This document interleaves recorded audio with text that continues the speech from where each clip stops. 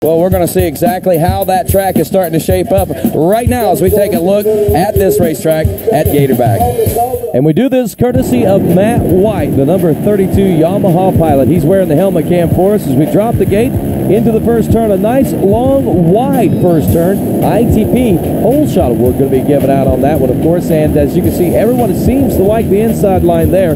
As we head down the long straight, at the end of this long straight, we'll come into a chicane, and from here we'll drop off into Gator Falls, down the Gator Falls, and this is into the Gator Pit. This is an old sand quarry, and then as we make our way up out of the sand quarry itself, over the tip of the Gator's nose here at Gatorback, over the Gator's brow, that tabletop section, a little bit of a turn here. This is what would be considered the neck of the Gator, onto the Gator's back now. As you can see, we go straight across the top side of this hill, and we sweep around the Parts Unlimited Moose Racing sweeper turn here, a big long sweeper, and this is what they call the Gator's Tail here at Gatorback Race Park. As we head on up this way a little ways, the tail will actually go into the haunches of the Gator itself, and then we drop into a more technical section, kind of supercrossy, if you will, and it's a rather interesting layout to a racetrack here. It's been here for a long, long time. Gatorback Cycle Park, as we head to Pro-Am Unlimited Racing action. Moto number 1, Josh Upperman, the number 20,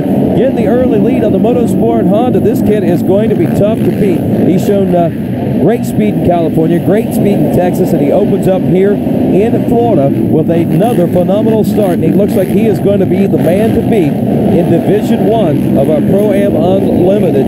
As we look at this particular section of the racetrack, this is kind of a hairpin turn. It comes down into the Gator Pit and back up near the top of the Gator's head, of course, here at Gatorback Cycle Park. And look how hard-packed this turn is. This is getting what they call the blue groove. It almost looks like a dirt track surface there. And you don't expect this in Florida. You're really expecting to see a lot of sand, but non-traditional for Florida racing, a lot of clay here, and we'll see that this could be a big variable in this weekend's racing, especially as rough as this racetrack appears to get as the weekend progresses.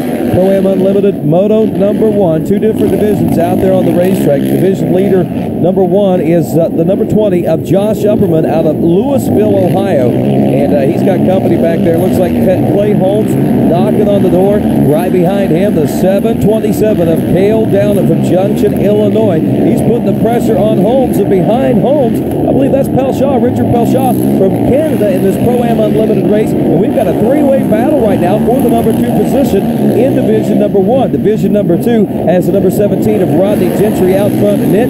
It looks like he's got company as well from some really stiff competition. It's the 122 of Dustin Royal. He's also from Louisville, Ohio, as Upperman is, and the 3rd place position holder in Division number 2 early on here in Moto number 1, the 101 of Rocco Arna, who's not only racing Pro-Am Unlimited this weekend, he is as well a new rookie pro here in this 2006 season. Looks like he's suffering some problems here in this first moto. He's out of Dawson Springs, Kentucky. He's going to ride to a 14th place finish, and that's not going to be enough to get him into a second moto for racing. But the action heating up out here at this Pro-Am Unlimited Moto number 1. Again, Gentry up front of Division 2. Look at the battle between Cale Down and the 727 and Clay Holmes as they are going at it for that second place position. And Rodney Gentry will take the win in Division number 2. When the smoke all cleared, it was Josh Upperman taking the overall with a 1-1, Cale Downer with a 3-2, and Clay Holmes rounding out the top 3 with a 2-4. Next up, pro qualifier number 1 of 2 here at Gatorback. As the top 10 are seated, the remaining 10 riders that try their luck in Moto number 1 and Moto number 2 must qualify on Saturdays, and this is the first of 2. We take 4, 4, and 2, so the top 4 have to qualify here. The number 4 of Tim Farr is going to grab the early lead on this very rough Gatorback racetrack. Look how rough that first turn is beginning to be. The dust is kicking up, and Farr still holding on to the number 1 spot as things kick off here. Just kind of had some bad luck, and I haven't been the healthiest this season, so I'm out here in the qualifier. I'm going to give it my best shot and see how I do. Definitely not 100%, but I still want to ride. I'm glad to see Tim Farr still wanting to ride out there. He's got company, though, the number 191 of Dustin Wimmer, who started off the season fairly strong out in California. Starts off here in this qualifier number 1 in very strong contention as well, back in the number 2 spot. Tim Farr going to try his best to keep him at bay. Now, Tim Farr might have an advantage on this track in some respects due to the fact that he's got the dirt tracking experience and the championship under his belt. But at the same time, as he said, he's not 100%, so it's going to be tough to hold on to the lead. But Wimmer is going to try to put the pressure on. And right behind them, Jeremy Lawson aboard that number 16. He's sneaking up to try to make a part of the battle for that number 1 spot. Pat Brown back in 4th place aboard that number 199 machine. Little chicane, there's a drop down Gator Falls, a very challenging race course here at Gatorback.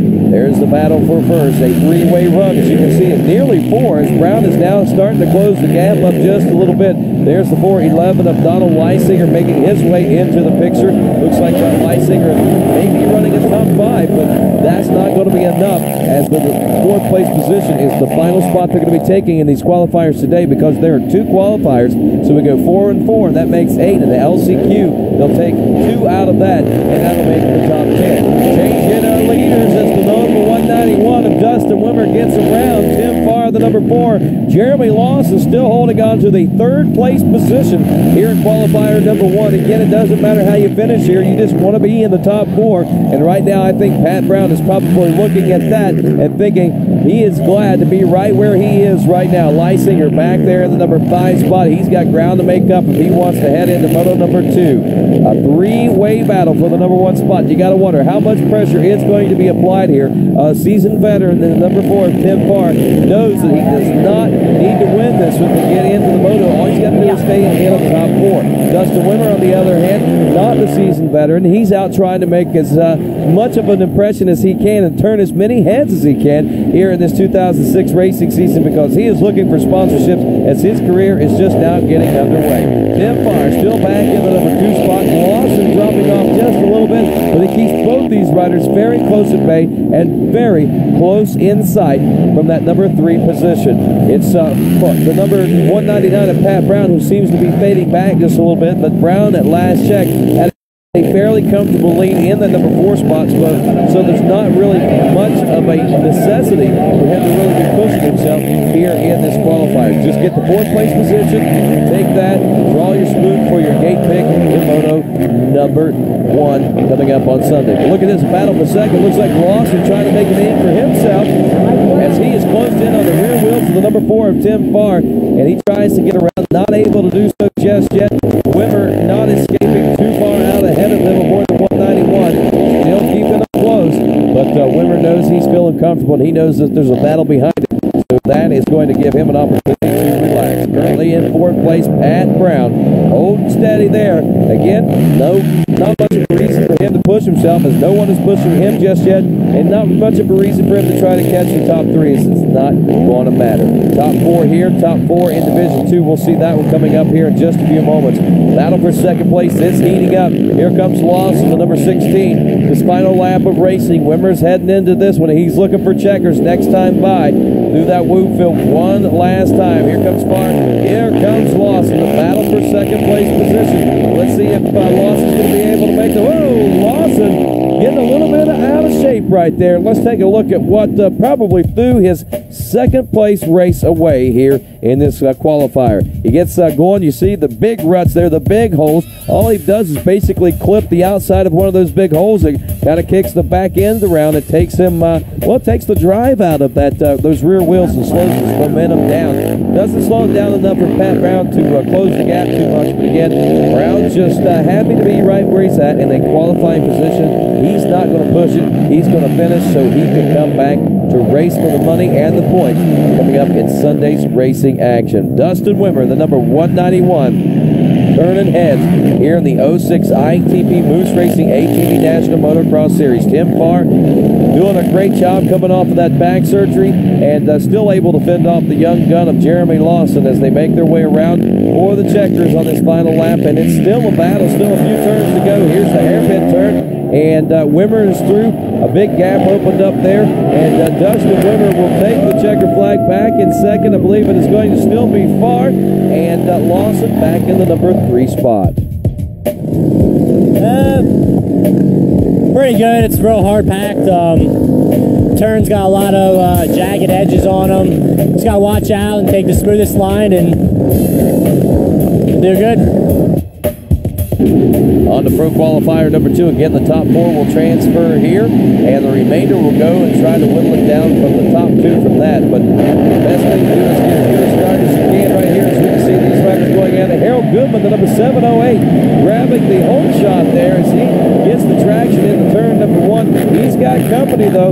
Looks like it might be the number 19 of Dunkelberger and the number 2 of Jeremiah Jones, who's racing a pro qualifier on a Saturday. Strange, but true, but Jeremiah's had bike problems out of that new 450 Suzuki through the first 2 rounds of racing. It doesn't appear to be anything with the machine itself, just weird things taking place out there and causing him not to be able to finish the motos, and it's put him out here in the Saturday pro qualifying. It might be good for him to get a little bit of extra track time out there. He is back in about the 4th or 5th place position. Meanwhile, Josh Kramer in the number 2 spot as he is trying to apply the pressure to Harold Goodman now, and behind Goodman, he's got company out of the Yamaha rider. I think that is Pel Shaw aboard the number 46 machine. Around the turns and in front of the spectators, right in front of the announcer's tower. If you're familiar with Gatorback, as it gets them to drop down into the Gator pit one more time, down there they go as they head into their hairpin turn. It is a tough one for those riders. It's Kramer still in the number 2 spot. Look at this, Jeremiah Jones still trying to work his way up through the pack, back in the number 5 position. Harold Goodman, 708 in the lead. Kramer running in the number 2 spot. Pel Shaw in 3rd. Jeremiah Jones charging hard for 5th place, trying to make the pass into that 4th and final transfer spot. But Rocco Arno, the number 101 rookie pro, fighting the hardest he's probably had to fight just to get into a pro race with the former champion of Jeremiah Jones knocking on the door from that brand new Suzuki. But Rocco Arno putting up a heck of a fight. Speaking of heck of a fight, look at the one up front. It's Goodman is feeling the pressure from Kramer, the number 270, doing the look-see over his shoulder there to see how tight the competition is. There's Pel Shaw. There is Jeremiah Jones now into that 4th and final transfer spot. So it's Harold Goodman, the number 708, the 270. And now look into the 3rd place position, number 2 of Jeremiah Jones. Jones is on his way to the front of the pack. Again, nothing to prove here, but other than the fact that you can ride, and it's maybe proving something to yourself. And it looks like Jeremiah Jones is trying to do just that now as he is up into a 3rd place position. He's got the qualifying position. That's all he needs. But right now, I think is a confidence boost. Even Jeremiah Jones would like to see him be able to pass a couple of riders out here and maybe even take the win and rock himself way up as far as confidence heading into that first moto on Sunday morning. Right now, though, he has got a couple of tough nuts to crack ahead of him. Behind him, a couple of riders that are struggling. Look like the number 32 of Matt White has got his work cut out for him, running in an 8th place position. That's not going to be good enough here in Division 2. Up to 2nd place now, Jeremiah Jones gets around the number 270 of Josh Kramer and the number 708 of Harold Goodman, feeling the pressure as these riders grew up together through the amateur ranks, and now Goodman and Jones are battling it out in the pro ranks. Goodman, has been doing a lot better in the dirt track racing than what he has in the motocross racing, is doing great here today, it looks like, in fending off that factory pilot who is right behind him. The battle for the lead, Harold Goodman, Jeremiah Jones. Again, Jones does not have to win, but it would be a good boost of confidence as we head in to the last half of this race. Goodman and Jones, 1 and 2. Back behind him, they're still trying to get it sorted out. There's Kramer, and there is Matt White now up to a 5th place position. Matt White trying to get around Travis Spader now, who's moved into the 4th and final transfer spot aboard the number 30. So what battling we've got going on, and I think Spader probably has got the biggest fight on his hands as he has got to try to hold on to that position if he wants to move into the Moto 1 for tomorrow without having to go to the LCQ would try to finish top 2. Jeremiah Jones has taken over the lead now on the brand new Suzuki from Bowling Green, Kentucky. Goodman right behind him. Kramer in third, still Spader in fourth, and Matt White rounding out the top 5. Again, it's the top 4 that transfer. But up front, all eyes are on the number 2 of Jeremiah Jones from the spectacular ride that he's able to put together here today in this qualifying action. Don't want to see him here, but if we do have to see him here, it's good to see him up front. I know that's what the boys at Suzuki are thinking right now as he jumps long and hard almost into that whoop field there while stretching his lead out over the 708 of Goodman. Now up to third, the number 30 is Spader, and back and forth. Kramer being challenged by Matt White on the outside, and Matt White is going to make the pass out of that first turn region to take the 4th and final transfer spot.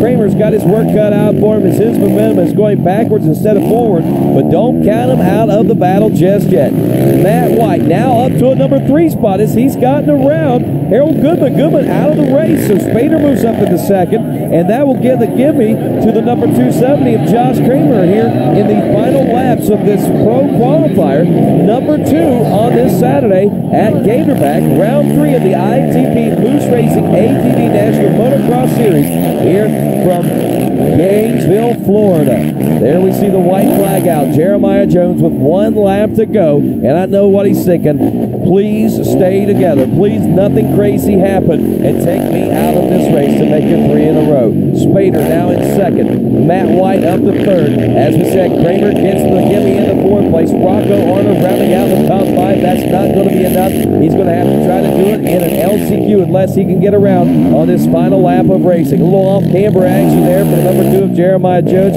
He is on the throttle. It looks like he has got this racetrack dialed in. Travis Spader also looking like he's getting things dialed in. He might be someone to contend with on Sunday's racing, as well with Moto 1 and Moto 2, getting a little bit of extra track time out here. And he, too, is not too shabby of a dirt track racer. So with these kind of conditions out here, Spader could be one of the contenders for the checkers. Travis Spader, Matt White back in the number 3 spot. Josh Kramer in 4th. Jeremiah Jones coming around the top of the hill one last time. He's going to drop back down into the Gator pit for the last time in Saturday's pro qualifying action. And the rider from Bowling Green, Kentucky, finally able to get it put together. Jeremiah Jones will win qualifier number 2 here at Gatorback. Back in the number 2 spot goes to Spader, with the spoils once again to Jeremiah Jones. I just dug deep and put my head up and just focused on just trying to pick those guys off one by one, and done a heck of a job. You know, couldn't ask anything better for my Yoshimura Suzuki. Look at the Moose Racing results. Wimmer, Jeremiah Jones, Tim Farr, Travis Spader, Jeremy Lawson, Matt White, Pat Brown, Josh Kramer, Donald Leisinger, all making it into the main.